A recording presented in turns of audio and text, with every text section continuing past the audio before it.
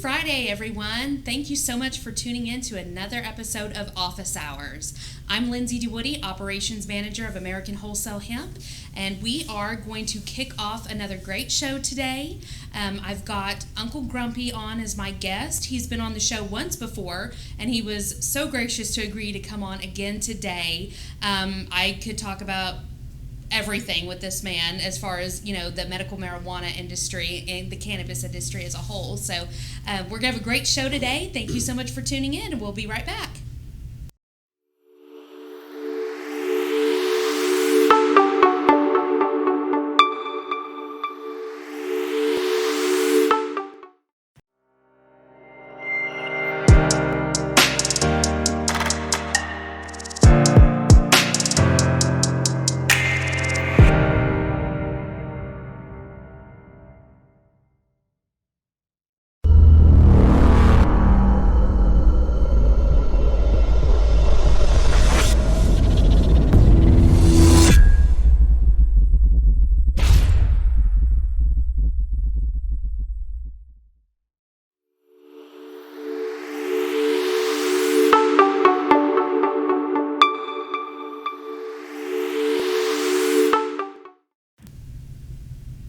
Welcome back to Office Hours. I am here with Uncle Grumpy. How are you? Good. How are you? I'm doing well, thank you. Thank you for having me on. Oh, thank you so much for coming on. I'm so glad you were willing and able to.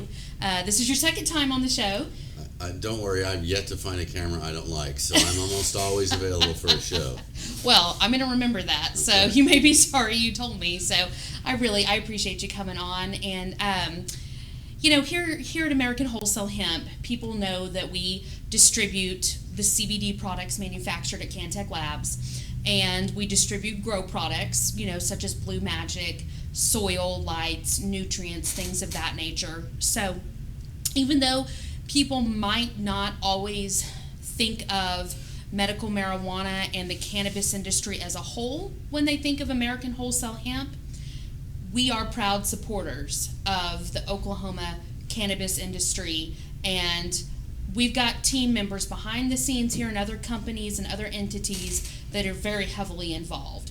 And so, on Office Hours, I want to, of course, continue to talk about the services and products we offer here at American Wholesale Hemp and Cantech Labs, but I also want to bring awareness to the cannabis industry in Oklahoma and in the country on a federal level, and changes, legislation, just to continue to educate our audience on that industry. And so that's why I wanted to have you on today. And I would just like for you to touch on some of the new happenings in the industry and any changes that are coming down the pipeline, because we both know it's an ever evolving and changing industry for us. Well, the biggest thing going on right now is the two new petitions put out by an organization called ORCA.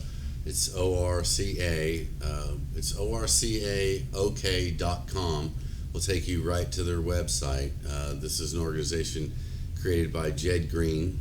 He's an activist and businessman here in Oklahoma who is in the hemp industry. He grows hemp. These petitions, I think, are extremely important for you here at American Wholesale Hemp to get involved in, because this will put both medical marijuana and hemp under the same organization. It creates a separate OMMA from the health department. It creates its own standalone agency, but it puts both medical marijuana and hemp under that agency. So while it still refers to federal law for the laws on how it regulates hemp for the most part, I think there's a few tweaks in there, and I know it sets up for what I know American Wholesale Hemp's been setting up for national distribution as soon as the federal government changes. Yes. So again, I'm not a hemp expert. I don't know the hemp laws that well. I've worked on a few hemp bills, but not a lot.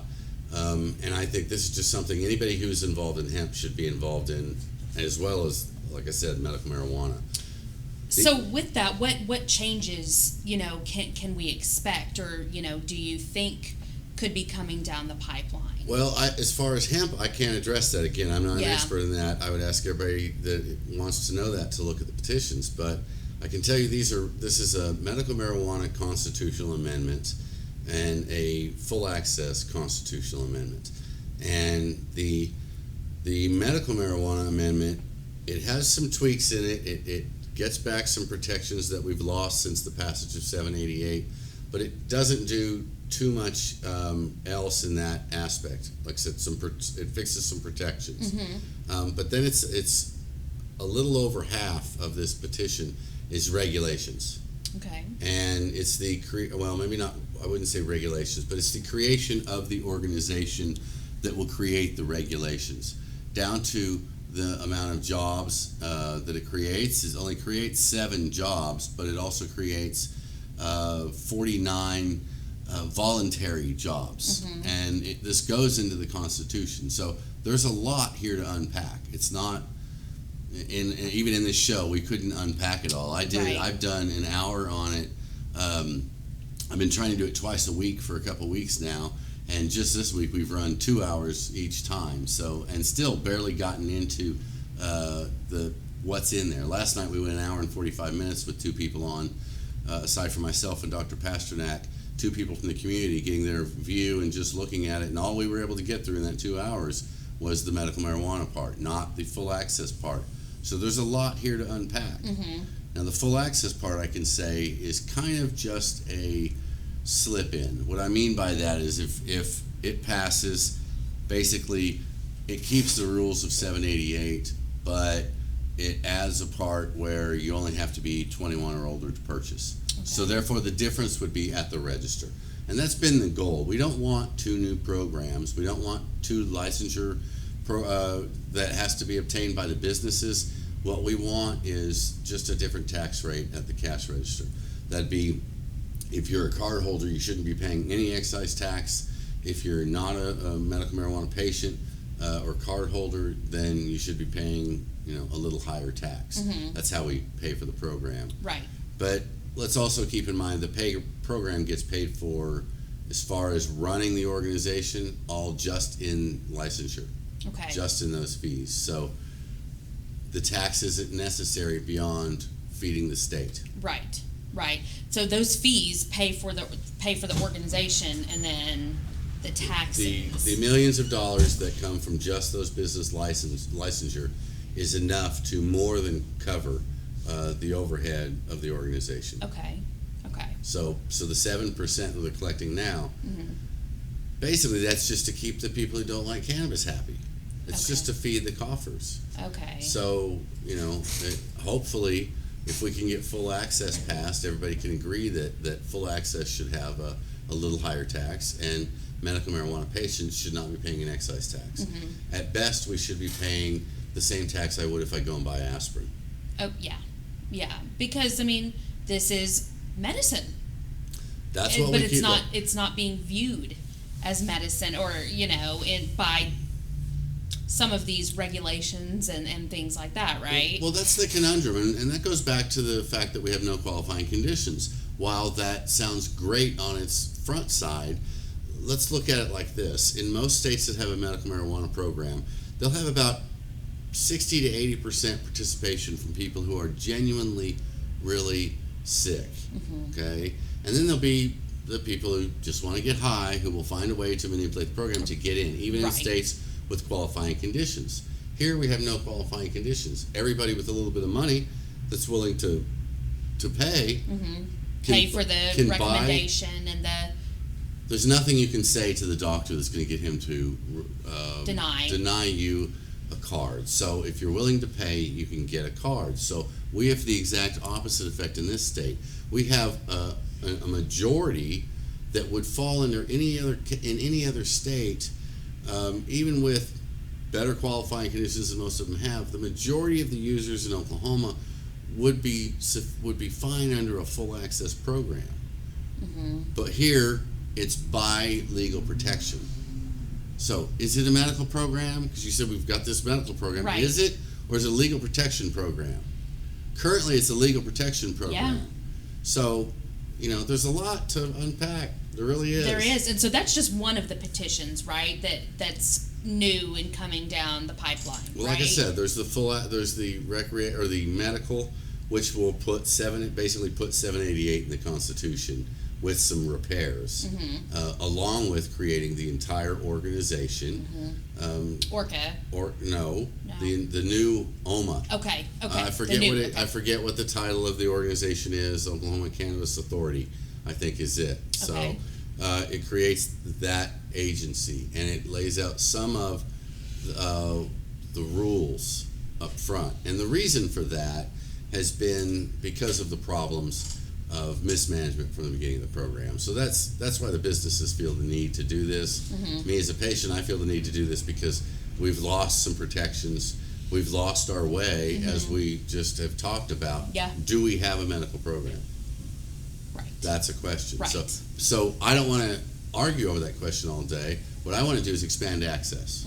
So for me, I'm going to find the best way and easiest way to expand access, and this full access petition could do that.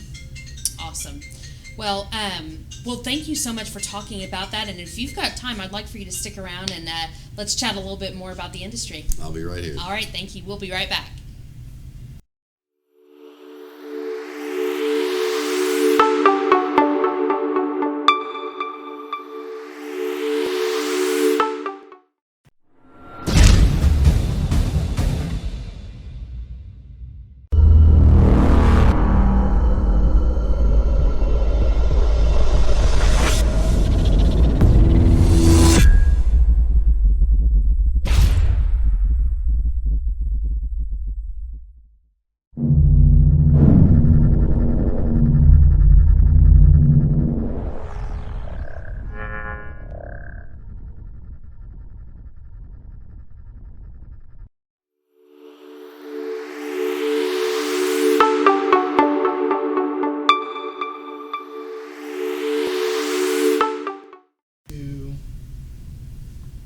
All right, we are back with Office Hours. I am still here with Uncle Grumpy, and I've brought in another guest, Matt Christ. Hello. He is inside sales here at American Wholesale Hemp. So, Matt, thank you for jumping on. I appreciate it. Your first time on Office Hours. Thank you for the invite. Yeah, probably won't be your last. I'm sure I'll rope you into it again, just like I did All Grumpy. Good. So All good. Happy to do so.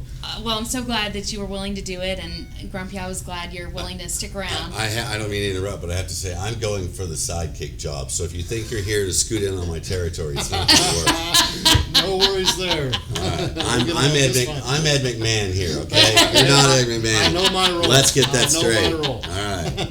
Oh man, oh, this is gonna be good. So, well, Matt, we've been, me and Grumpy have been chatting about, different petitions that are coming down the pipeline for, medical marijuana, the medical marijuana community and patients, and here in Oklahoma.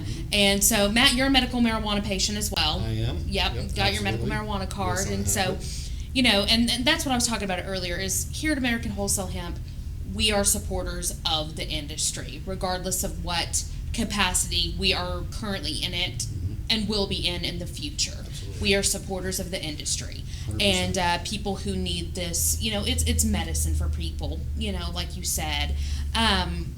So, Grumpy, what as a patient, what can patients in Oklahoma who truly support this industry, that are passionate about it and want to continue to see it do well and do the good that it's intended to do for us supporters, that we intend for it to do. How can patients continue to get involved and stay well educated on medical marijuana and the happenings and goings on in the industry? Well, he's done it right here. He's gone to work in the industry. I mean, that's, of course, the best way to get involved. Then you can set an example on a daily basis of what you believe a medical marijuana patient should do. And in working in this industry, you get a lot of opportunity. He'll get a lot of opportunity to show people that. So, that I think is a good idea. Beyond that, the sickest among us, those that are on disability, those that can't work, those that are in wheelchairs, those that really can't get involved, I say it's important that they pay attention to what they're buying. And what I mean by that is, we talked a little bit about this off camera, but I'll say a little on camera. we have an overwhelming amount of what would be considered recreational products in this state versus medical products. Mm-hmm. In fact, it's very difficult for most of the real true sick people that I know to find real good medicine. I actually sometimes have to go on a statewide hunt to help them locate what they need. Him working in the industry especially, I want him to hear this. We need more medical products out there, and if the patients, the real patients, would only buy those products and they'd stop falling for the high THC number and things like that, then I think that's how they could support the medical marijuana program, by buying medical marijuana products, by not falling for the numbers. So really, being proactive in educating themselves on which products are truly more medicinal and are really going to help them with their illnesses and ailments and things like that. Getting out there, educating themselves on the products. Well, the market's going to be set by whoever buys the most. Right. That's just capitalism. That's true. So we can't blame the businesses for that. No. But again, in this program with no qualifying conditions, that can be an overwhelming number of, say, extremely high THC products, like we have in this state. One of the things I love about Ryan Early, the Our head CEO, of, yep. yes, your company, is that he doesn't concentrate on the high high THC numbers. That's right, he does not. He understands that the rest of the plant matters too, and in this program, with the way people are being educated by bud tenders who in some cases just get off the street corner from slinging it, they're learning they need to look for these high numbers. I mean, you say you're inside sales. What would you think of a number of THC of higher than 30%? I would think it's probably a little iffy. I actually witnessed one yesterday. There was 36% THC and it had a terp count of 6.47, which I've never seen a terp count that high. But looking at the product itself, you're wondering, is that realistic or is that just for show to get people to buy the product? Let me ask you this: what was that terp product? You said 6 point what? 6.47 on the terp count. And did it say what they were? Did not describe the terp count. So that's like me going to Walmart to buy some medicine because I have a cough, Yep. and picking up a bottle that says Cough syrup. 6.9%. No, it doesn't say cough syrup because that's what I'd be looking for. It Right. just says 6.9% medicine. It doesn't tell me what kind of medicine, what Right. it treats, what it's Right. for, what it's going to do to me. Right. Some people with seizures have to avoid certain terpenes Sure. and other things like that. So again, we're falling for that number. Now, as Right. far as that number, just take a minute, but I have to say this. Our numbers are a joke because the way our testing is done. As long as we allow growers to go and pick the prettiest bud and send it to the lab, then our numbers aren't going to mean anything. Right. Right, There has to be a better way to do this. right. So Right. Totally understand that philosophy. It makes a lot of sense. Yeah. the terp thing, I'm going to bring that up again. You mentioned you saw 36% THC and really high terp number. I don't know why they even bother. Yeah. If they're not going to tell me what the terps are, Right. and Agreed. as somebody who was involved in getting that language in 2612, I can tell you the intent was that they list the terpenes. Right. They should have. It was supposed to be the top 6 or 7 terpenes they were going to have to Right. list. Right. Sure. And here's the thing, and everybody needs to understand this. And as they look at these petitions, they need to understand this. The industry fought like hell against that. They did not want this kind of testing. The other people that were in the room that were representing the industry, we were there representing the patients during the Unity bill, the 2612. We were part of that group, and testing was not what they wanted in there. So we got it in there, but it's not working out the way it was supposed to. It's currently a joke. Yeah. So And so, I mean, and that brings up, a good point in my mind, is, these patients, that are really wanting to use it for the medicine, they've got to have a good way to educate themselves on what they need to be looking for in a product. Because like you said, if enough people educate themselves and they're looking for a certain item, a certain product, there's going to be the demand for it. People are going to have to start supplying that if they want to compete with what's out there and be able to supply the consumers with what they're needing and what they're wanting in these products. So what do you have a resource that you can recommend for patients to educate themselves on the cannabis plant and what they need to be asking for, something reliable, because we all know we go on the internet and we read an article on this social media site and we read this on this social media site. It could be Wikipedia for all we know. Yeah. So are there any good resources out there that people can advocate for themselves? Because, the doctor who's, signing off on their card might not be the best resource. Well, I can tell you as far as that goes, the doctors, I generally try and recommend people that want to get educated and want to do this right. When they call me and ask where to get their card, I send them to Dr. Brandon Bailey. That man spends an enormous amount of time on education. So I think there is some places out there like that. He has an enormous amount of resources and websites he'll show you to look up that he's done extensive research on, so he knows they're not spreading rumors or lies. I would certainly say that something we might want to consider, because this may be the solution, and I'd like to know what you think about this. What if our bud tenders had to be trained? Certified, go through. Certified. What if they had to take a class? Yeah. I like that idea a lot. Yeah. Definitely, It's and talk again, about. help. More education, right? It's certainly something to think about. Yep. No doubt about it. Awesome. Well, thank you so much, Grumpy, for being willing to come on today, and Matt as a patient. I'm definitely, you guys know, I'll snag you again as guests. Happy to come back. It's I truly believe that education in this industry is vital to keep us moving forward, but in the right direction. Well said. Patients, growers, processors, dispensers, you name it, the entire industry as a whole. Absolutely. So thank you both for coming on today. I appreciate it so much. Yeah, I learned a lot from Grumpy today. Oh man, he's a wealth of knowledge, isn't he? Absolutely. I A appreciate sidekick here on Office Don't Hours. forget, I'm Ed McMahon. That's right. I know my role Ed for McMahon, next time folks. too. That's right. Thank you both so much for coming on. Thanks I for appreciate having it. us. Thank We'll you. be right back after these messages.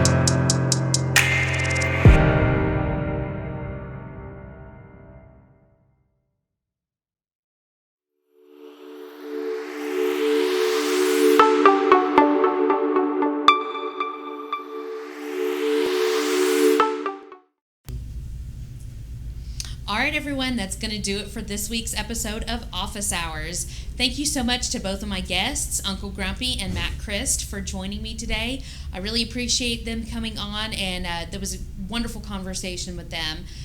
So thank you both for coming on today. If you guys want some more education and resource on things going on in the industry and how you can continue to educate yourself, Grumpy gave me a website called okcla.org. You can get on there, and tons of education on legislation and product education as well. So get on there, educate yourselves. I truly believe that is the best thing we can all do to help continue to support this industry that we are all in. If you want to, Uncle Grumpy is on YouTube. Uncle Grumpy is the name of his channel. Go to his YouTube channel, give him a subscribe and like his videos. He's got great content on there, and he's also on Facebook under his real name, Chris Moe. So thank you so much, Uncle Grumpy, for being with me today. I really appreciate it. If you guys need any more information on any of this, you can reach out to me here at the office anytime, 405-604-0525. Thank you so much for watching. I hope you all have a wonderful weekend, and I will see you next Friday.